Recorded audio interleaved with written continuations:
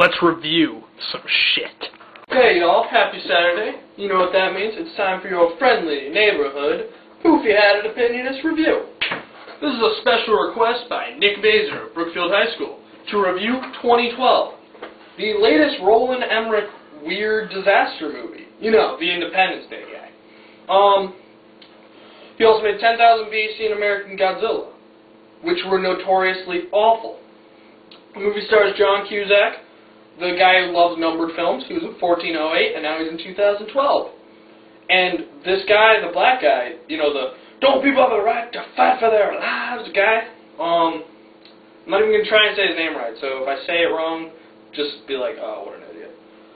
Chiwetel Ejiofor were the main big attractions of this movie.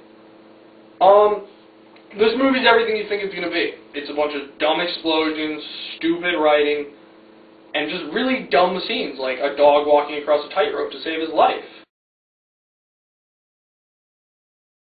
Poofy-Hatted Opinionist? News for me. Molly Ringwald wants to make a sequel of 16 Candles. What do you do with that? The movie ends, you know, pretty solidly. The movie's over. They share their little kiss in front of the 16 candles. I mean, what do we make? 32 candles? That's not going to work, Molly. Just move on. 16 candles, you know, your career never went anywhere. I'm sorry, but please, not another 16 candles. You know, this movie is just, it's what you expect it to be. It's dumb. It's really dumb. If you go into it saying, oh, this is going to be a dumb, stupid disaster movie, you're going to walk out pretty satisfied. Apparently people are walking out satisfied because this movie is currently grossing $593 million worldwide. That's just insane. I looked it up. That's the 48th highest grossing movie of all time worldwide. That's just amazing. I mean, you got to give Roland Emmerich that. He knows what people want. They want to see explosions, plane crashes, earthquakes, and tsunamis. Because that is all you were getting out of this movie. CG effects. If you're a big CG fan, I personally hate CG. I like, you know, animatronics, puppets, that stupid stuff. I love that junk. But if you love CG, this movie is like Transformers 2, but without the stupid, you know, like juvenile dialogue. You know, I think a lot of the scenes, you just go and say, well, that was stupid. Like, there's this one scene where he's flying a plane, and there's a guy, he's like, you don't have clearance to fly that plane. You can't be flying that plane. It's like, dude, it's the end of the world. He can fly that damn plane if he wants to.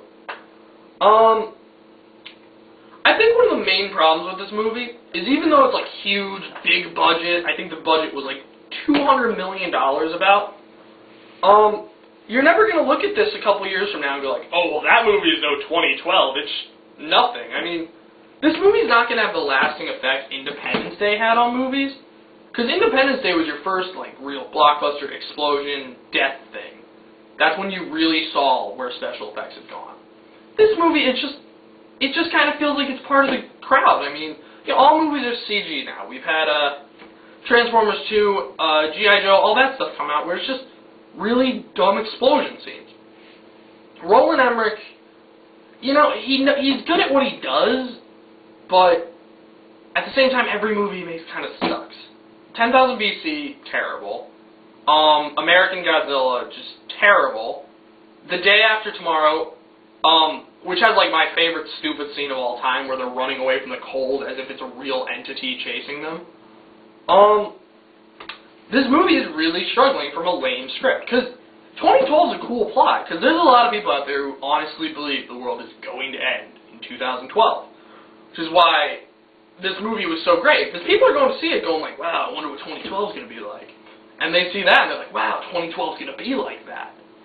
I don't know where they decided to make this movie, but the scenes are just unrealistic. The movie's really lame writing. The acting's okay. I mean, I love this Chiwetel guy. I don't know why. There's just something about him that I really dig. But this movie, you know, it's a dumb movie. If you go in saying, this is a dumb movie, I came here to watch explosions, I'm not here to critique it as if it's a philosophical movie that's going to shatter my entire life, then you're going to walk out going, well, I was entertained. It was dumb, but I was entertained for an hour and, it's a little over, it's over 2 hours. Yeah, it's over 2 hours. I think it's 153 minutes, I think. That's over 2 hours, yeah. You could walk out going, well, that was 2 hours of explosions, and I'm really stupid now, but I had fun. See, I wish I could say that about Transformers 2. So, in comparison to Transformers 2, the other big-budget explosion movie, this is the better of the two. I'm going to give this, like, a 2 out of 5, for me personally. But if you're a CG guy who loves big explosions, you're going to walk out of this going, like, that was awesome. A 3.5 out of 5. It's not a bad movie, but it's not a great movie. You ruined my video! There, we're going to end it now because of that. Bye. Quick note, if I were to play 7 Degrees of Kevin Bacon with all my videos, everything would link back to Will Smith. Because now I've mentioned Independence Day, which starred Will Smith. On a second, more serious note, WWE wrestler Umanga has passed away. I'd just like to send my wishes out to his family and thank him for all the memories he left in the ring. Thank you for watching. Rate, comment, subscribe, and have a nice day. Bang.